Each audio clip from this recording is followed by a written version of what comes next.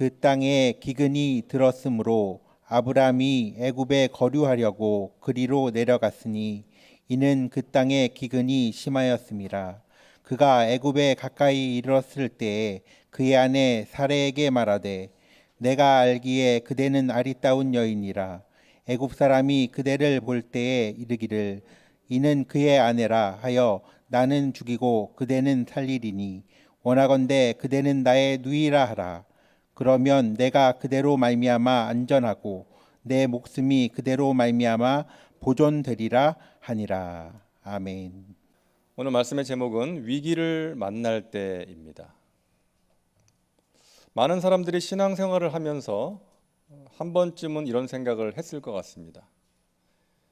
내가 예수님을 믿으면 내 인생의 어려운 문제가 해결되겠지.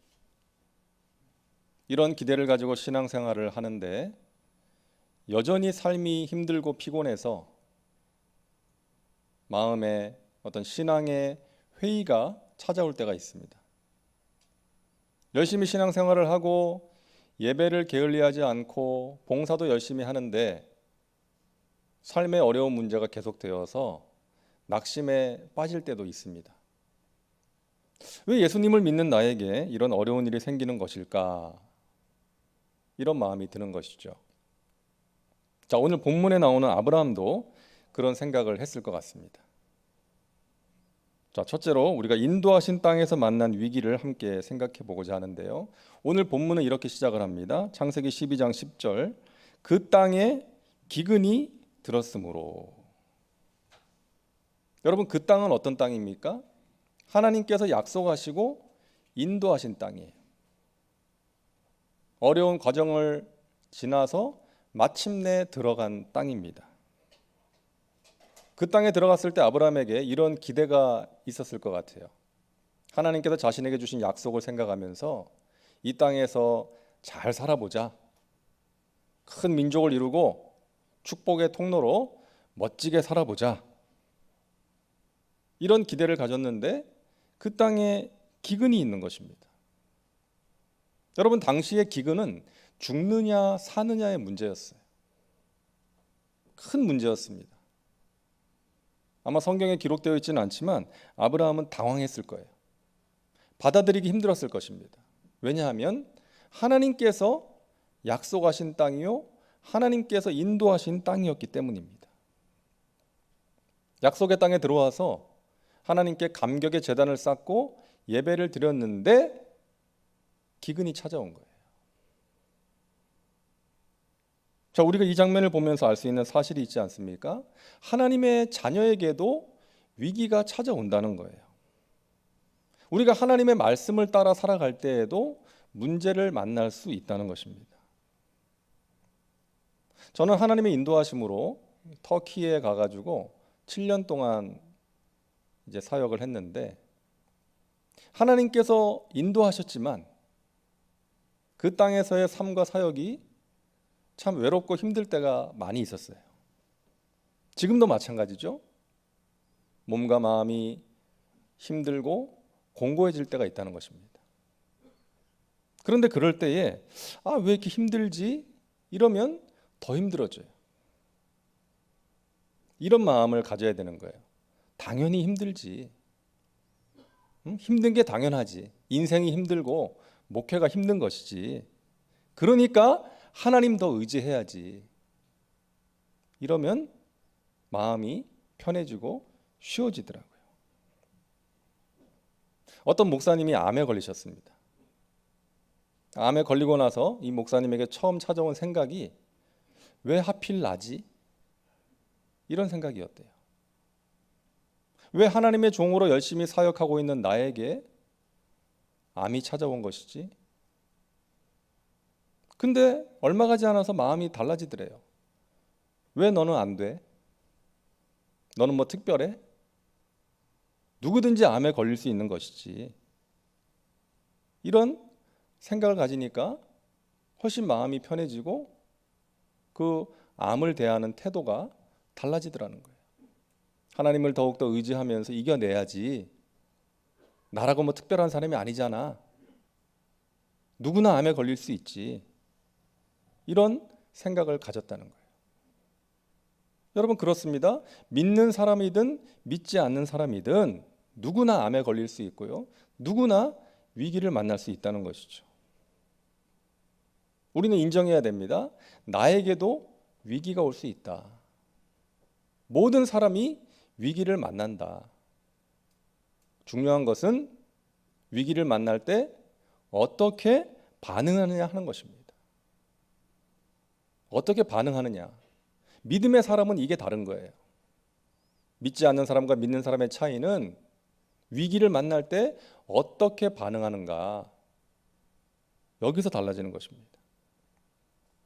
자, 그렇다면 위기에 대한 아브라함의 반응은 어땠습니까? 아브라함은 어떻게 반응합니까? 기근을 만났을 때 애굽으로 내려갔어요. 애굽으로. 여러분 잘한 것입니까? 잘못한 것입니까? 어떤 사람은 잘못한 것이다 그래요. 왜냐하면 애굽이라는 곳이 죄와 세상의 상징이기 때문에 잘못한 것이다. 그런가 하면 반대의 주장을 펼치는 사람도 있어요. 하나님께서 아브라함의 그런 행동을 책망하시는 장면이 없지 않느냐. 아브라함이 애굽에 내려간 것을 하나님께서 책망하시는 그런 장면이 없지 않느냐. 그리고 아브라함이 애굽에 갔기 때문에 많은 재산을 소유하게 된 것이 아니냐라고 주장하는 사람도 있어요. 근데 여러분 중요한 것은 아브라함이 애굽에 갔느냐 그것 자체가 아니에요. 하나님께서 가라고 하셔서 갔다면 그게 무슨 문제가 되겠습니까? 근데 성경에 보면 그런 장면이 나타나지 않아요. 하나님의 말씀을 따라 애굽에 간 것이 아니라 기근이라는 위기 상황에서 아브라함은 자기 생각대로 자기 판단대로 한 것입니다. 그러다 보니까 계속해서 문제가 생겨요. 애굽으로 가다 보니까 이런 생각이 드는 거예요. 걱정이 되는 거예요. 아내를 보니까 너무 예쁜 거죠. 그 애굽에 가면 애굽 남자들의 주목을 받을 게 뻔하고 잘못하면 아내 때문에 자기가 죽을 수 있겠다라는 걱정이 생기는 거예요. 그래서 머리를 굴려서 여보, 사람들이 나와의 관계를 물으면 나의 아내라고 하지 말고 누이 동상이라고 대답을 해. 그래가지고 결국 죽지는 않았지만 아내를 바로에게 빼앗깁니다. 여러분 엄청난 일을 당한 거예요. 나중에 자식이 안 생기니까 어떻게 합니까? 여종 하갈을 취해서 자식을 낳았어요. 아내의 말을 듣고. 그 당시에 이것은 아무 문제가 되지 않았어요. 도덕적으로 윤리적으로 문제가 되지 않았습니다. 그 당시에 그렇게 했어요. 그러니까 아내 사라가 그렇게 하라고 한 것이죠. 하지만 문제는 무엇입니까? 하나님의 방법이 아니었다는 거예요. 그 결과 그 가정에 평화가 깨어졌습니다. 사랑하는 여러분, 내 생각대로 하는 것이 이렇게 위험한 것입니다. 하나님을 믿는 사람은 어떤 사람이에요? 내 생각을 내려놓고 하나님의 뜻을 구하고 따르는 사람인 것입니다. 여러분, 교회 안에서 다툼과 갈등이 생기는 이유가 뭡니까? 악을 추구하다 그런 게 아니잖아요. 그죠? 악을 구하다 그런 게 아니라 내 생각이 옳다라고 믿는 생각 때문에 그런 것입니다. 내 생각이 옳아. 당신 틀렸어. 내 생각대로 해야 돼. 이것 때문에 갈등과 다툼이 생길 때가 많다는 거예요. 그런데 여러분, 그 생각이 하나님이 주신 것이냐? 이것이 중요하다는 것이죠. 내가 가진 그 생각이 하나님의 뜻이냐? 만약에 하나님의 뜻에서 벗어난 것이라면 어떻게 하겠느냐라는 것입니다. 예수님께서 제자들에게 고난의 길을 예고하셨어요. 내가 이제 십자가의 길을 갈 것이다. 순한 예고를 하시니까 베드로가 그랬어요. 선생님, 절대로 그런 일이 일어나지 않을 것입니다. 그때 예수님께서 뭐라고 하세요? 사탄아 물러가라. 너는 나를 넘어지게 하는 자로다. 너가 하나님의 일을 생각하지 않고 도리어 사람의 일을 생각하는구나. 여러분, 우리가 옳다라고 믿는 그 생각이 사탄의 생각일 수 있다는 것입니다. 사탄의 도구가 될 수 있다는 거예요. 그래서 우리에게 예수님의 기도가 필요한 것입니다. 나의 원대로 마시옵고 아버지의 원대로 되기를 원합니다. 이 기도가 우리에게 필요한 것입니다. 여러분, 우리가 어떤 결정을 할 때, 어떤 주장을 할 때 아무리 꼼꼼하게 따져보고 많은 생각을 했다 할지라도 기도하지 않았다면, 하나님의 뜻을 구하지 않았다면 그 생각은, 그 결정은 올바른 결정이 아니라는 것입니다. 사랑하는 여러분, 내 생각이나 내 감정대로 살지 말고 하나님의 말씀, 하나님의 뜻대로 살아가시기를 바랍니다. 위기를 만날 때 꼭 기도하시기 바랍니다. 하나님의 뜻이 이루어지길, 합력하여 선이 될 수 있기를 여러분 기도하시고, 무슨 일을 하든지 누구와의 어떤 만남을 갖든지 하나님 앞에 겸손하게 낮아져서 하나님의 뜻을 구하시기를 바랍니다. 그래서 내 생각을 이야기할 때도 이렇게 이야기해야 될 것 같아요. 내가 생각해보고 하나님께 기도해 보니까 하나님이 이런 마음을 주십니다. 이것이 하나님의 뜻인 것 같습니다. 당신은 어떻게 생각하십니까? 저는 아직 기도해 본 적이 없는데, 그럼 우리 같이 한번 기도해 보고 하나님의 뜻을 구하고 따르기로 합시다. 이렇게 해야 되는 것이죠. 내 생각이 옳고 당신 생각은 틀렸어, 내 생각을 따라야 돼요, 이러는 것이 아니라 하나님께서 무엇을 기뻐하실까? 하나님의 뜻은 과연 무엇일까? 우리가 기도하면서 하나님의 뜻을 따라갈 때에 우리의 개인과 가정과 우리의 교회 가운데 하나님의 선하신 뜻이 아름답게 이루어지고 우리가 더불어 함께 행복한 그런 삶을 살아가게 될 줄로 믿습니다. 자, 여러분, 하나님께서 위기를 기회로 사용하세요. 위기를 기회로 사용하십니다. 결국 남편의 제안대로 누이 동생이라고 했다가 사례는 애굽 왕 바로의 눈에 들어서 궁으로 들어가게 됩니다. 여러분, 그 당시에 아브라함의 마음이 어땠겠어요? 얼마나 아내에게 미안하고 후회스러웠겠어요? 아마 잠을 이루지 못했을 거예요. 이런 상황에서 잠을 자는 남자는 정말 나쁜 남자죠. 아마 뜬 눈으로 밤을 새우지 않았겠습니까? 여기까지는 비극이에요. 그런데 놀라운 하나님의 반전 드라마가 시작됩니다. 창세기 12장 17절입니다. 야훼께서 아브라함의 아내 사레의 일로 바로와 그 집에 큰 재앙을 내리신지라. 아브라함과 사레를 위해서 하나님께서 일하신 거예요. 그 재앙이 무엇인지는 알 수 없지만 그 바로의 집에 내린 재앙으로 인해서 바로가 이 사레가 아브라함의 아내라는 것을 깨달았어요. 그리고 아브라함에게 사레를 돌려보냈습니다. 하나님께서 그렇게 해주셨어요. 아브라함은 이러한 일을 경험하면서 이러한 과정을 통해서 중요한 몇 가지 사실을 깨달았을 것입니다. 첫째는 자신의 연약함과 무능함을 깨달았을 거예요. 자신의 실상을 깨달은 거예요. 하나님 없이 내 마음대로 생각하고 움직이는 나 살자고 아내도 지키지 못하는 그런 나라는 존재가 얼마나 부족하고 연약한지를 절실하게 깨달았을 것입니다. 물고기가 물을 떠나서는 살 수 없는 것처럼 나는 하나님의 품을 떠나서는 살 수 없는 존재이구나. 그것을 절감했을 것입니다. 자신의 연약함과 무능함을 깨달았을 거예요. 여러분, 사람들은 자기 자신의 모습을 의외로 잘 보지 못합니다. 자신의 잘못을 잘 몰라요.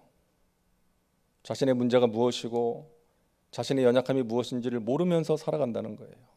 그러다가 고난을 통해서 인생의 위기 상황 앞에서 자신의 실상을 깨닫게 되는 것입니다. 어느 목사님이 교회를 개척해서 사역을 하다가 이제 성전을 건축해야 되겠다라는 마음이 들었습니다. 그래서 이제 공포를 하고 건축 헌금을 작정합시다라고 성도님들한테 독려를 했어요. 그런데 생각만큼 성도님들이 잘 따라주질 않는 거예요. 몇몇 사람은 교회를 떠나고 성전 헌금은 건축 헌금은 생각한 것만큼 거치지를 않고 그 목사님의 마음이 참 무거워졌어요. 그리고 잘 따라주지 않는 성도들에 대한 어떤 실망과 미워하는 마음도 생겼어요. 어느 날 하나님께 기도를 하는데 하나님께서 이분의 마음에 깨달음을 주셨어요. 너는 왜 하라는 목회는 안 하고 건축업을 하려고 그러냐? 건물을 세우는 목회가 아니라 사람을 세우는 목회를 해라. 그게 진정한 목회다. 이 사실을 깨닫고 이 목사님이 정말로 회개했대요. 자신 안에 야망이 있었던 것을 깨닫고 회개했대요. 보란 듯이 예배당을 건축해서 사람들에게 자랑하고 싶은, 뭔가를 보여주고 싶은 그런 야망이 동기가 되어서 자기가 예배당 건축을 하려고 했다는 것을 깨닫고 하나님 앞에 정말로 회개하고 하나님이 주신 마음처럼 정말 한 영혼 한 영혼을 귀하게 여기면서 그 사람을 온전한 믿음의 사람으로 세우기 위해서 기도하며 최선을 다했을 때에 하나님께서 그 교회에 은혜를 베풀어 주셨고 나중에 하나님의 때가 되었을 때 순적하게 예배당을 건축할 수 있었다는 그런 이야기를 들어보았습니다. 여러분, 이처럼 자신의 어떤 내면에 있는 잘못된 것을 깨닫고 돌이킬 수 있다는 것이 은혜인 것입니다.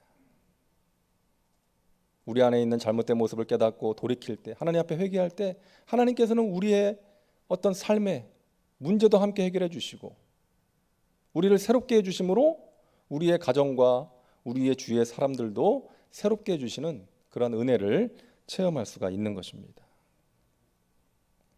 자, 두 번째로 아브라함은 이러한 일을 통해서 가족의 소중함을 깨달았을 거예요. 가족의 소중함. 아내를 바로의 왕궁에 두고 나올 때에 아브라함은 아내의 소중함을 깨닫지 않았겠습니까? 많은 사람들이 정말 소중한 것을 소중하게 여기지 않는 경향이 있습니다. 정말 소중한 것을 소중하게 여기지 못해요. 그러다가 그것을 잃어버리고 나면 그 소중함을 깨닫게 되는 경우가 많이 있지 않습니까? 건강을 잃으면 건강이 얼마나 중요한가를 알게 되고 가족이 떠나면 가족이 나에게 정말 소중한 존재였다는 것을 알게 되는 거예요. 제가 10여 년 전에 큰 수술을 받았다고 지난 주일에 말씀을 나누었는데 한 9시간에 걸친 수술이었어요. 그리고 하루를 제가 중환자실에서 보냈습니다. 경과를 아주 집중적으로 체크해야 된다고 하루를 중환자실에서 보냈는데 정말 힘들었습니다. 이제 그리고 나서 일반 병실로 올라갔는데 제가 다음날 아침에 이제 잠에서 깼는데 보니까 제가 누워있는 침상에 누가 머리를 박고 자고 있어요. 누구였겠습니까? 제 아내였어요. 그 순간 제가 뭉클하더라고요. 아내가 불쌍하기도 하고 너무나 고마운 거예요. 그 가족이 정말 소중하다는 것을 그때 다시금 절감할 수 있었습니다. 여러분, 어느 화가가 세상에서 가장 고귀한 것을 화폭에 담기 위해서 길을 나섰어요. 세상에서 가장 고귀한 것을 그리기 위해서. 맨 먼저 목사님을 찾아갔습니다. 목사님, 세상에서 가장 고귀한 것이 무엇일까요?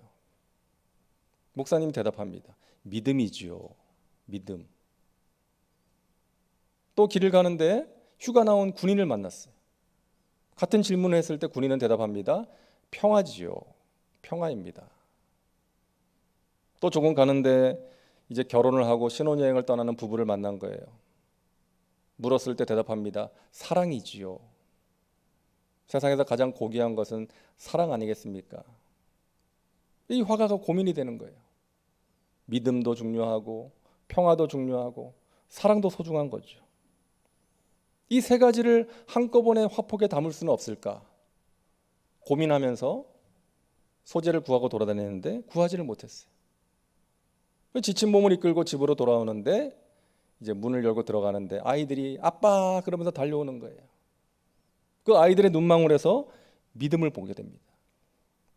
그리고 아내가 와가지고 여보 어서 오세요. 오늘 수고 많았어요 하면서 꼭 끌어안아 주는데 거기에서 사랑을 느낀 거예요.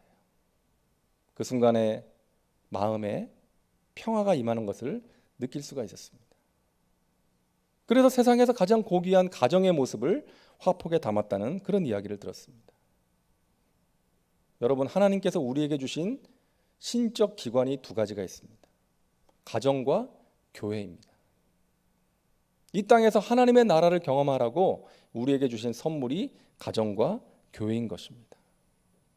여러분의 가정과 여러분의 교회를 사랑하시고 소중하게 여기시기를 주님의 이름으로 축복합니다. 우리의 가정에서, 우리의 교회에서 하나님의 나라를 경험할 수가 있는 거예요. 그래서 여러분의 가족들에게 말 한마디를 해도 사랑과 존중의 마음을 담아 하시기를 바랍니다. 저 시골에 사는 할아버지와 할머니가 이제 읍내에 볼 일이 있어서 길을 나섰어요. 근데 뭐 차도 잘 다니지 않는 곳이어서 이제 걸어가게 됐습니다. 한참을 걸어가다가 이 할머니가 다리가 아픈 거예요. 그 할아버지한테 업어달라 그랬어요.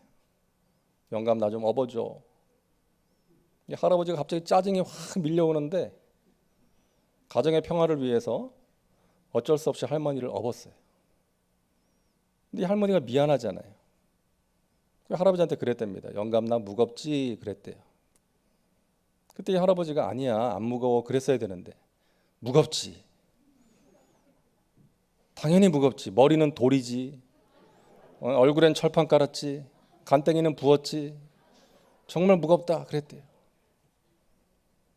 할머니가 삐져가지고 내려달라고. 내려가서 이제 따로 또 걸어가는데 할아버지가 할머니 눈치를 보면서 걸어가다가 돌부리에 걸려서 넘어졌어요. 그 다리를 다쳤어요. 이제 할머니가 할아버지를 업고 걸어가는 거예요. 다행히 할머니가 농사의 일을 통해서 뭐 근력이 좀 있으셨는지 할아버지를 업고 걸어가는 거예요. 그러니까 할아버지가 얼마나 미안합니까?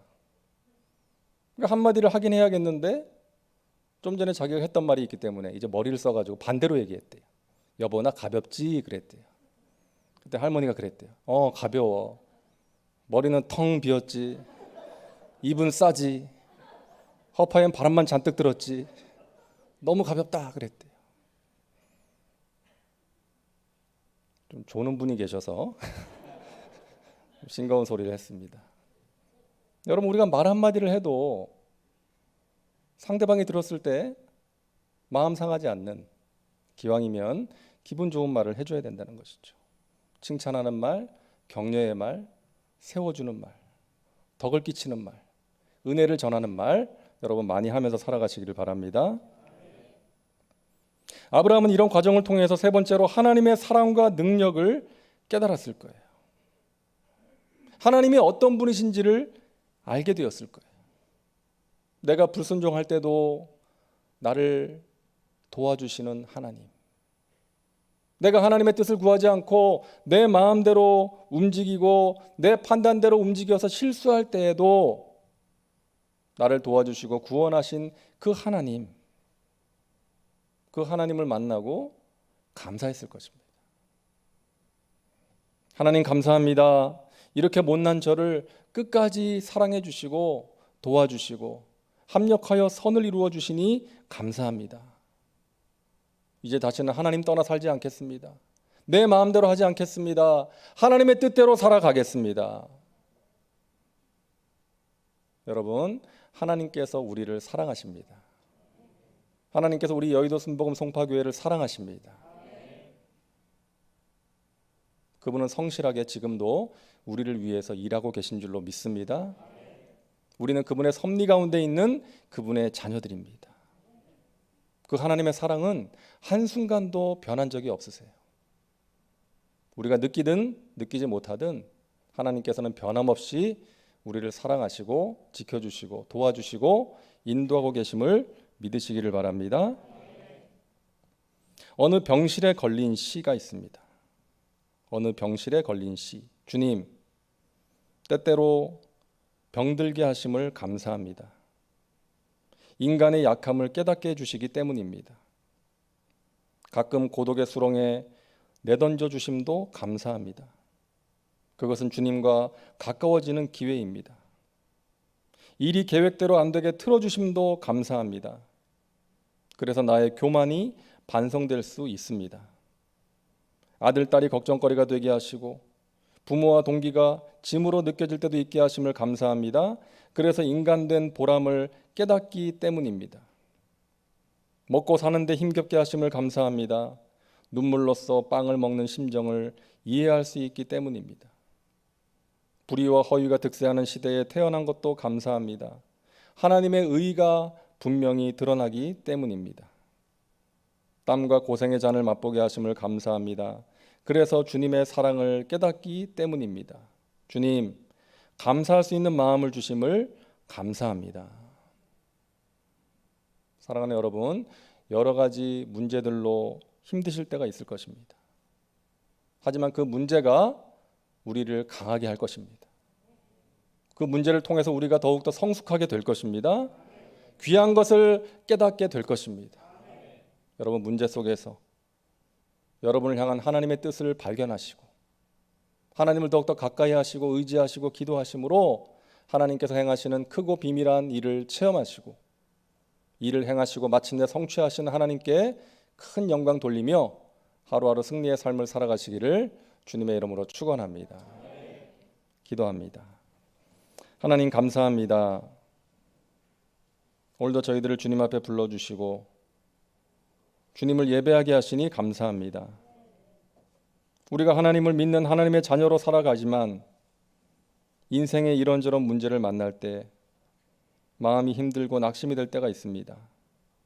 그러나 주님, 그럴 때에 우리 주님을 바라보는 믿음 가지고 합력하여 선을 이루시는 하나님을 향한 믿음 가지고 승리하게 도와 주시옵소서. 올바른 선택을 하기를 원합니다. 내 생각대로 내 감정대로 살지 않기를 원합니다. 하나님의 말씀을 따라 하나님의 뜻을 따라 살아가기를 원합니다. 날마다 깨어서 하나님의 뜻을 구하게 하시고 하나님의 기쁨을 구하게 하시고 하나님의 뜻을 따라 행할 수 있도록 우리에게 지혜와 용기와 능력을 허락하여 주시옵소서. 이 밤에 하나님의 뜻을 위한 간절한 소원을 가지고 기도합니다. 하나님, 하늘 문을 여시고 가장 좋은 것으로 응답하셔서 살아계신 하나님께 영광 올려드리게 하시고 하나님이 주시는 기쁨과 감사와 평안과 만족이 저희들의 심령 가운데 넘쳐나게 하여 주시옵소서. 감사드리며 예수님의 이름으로 기도하옵나이다. 아멘.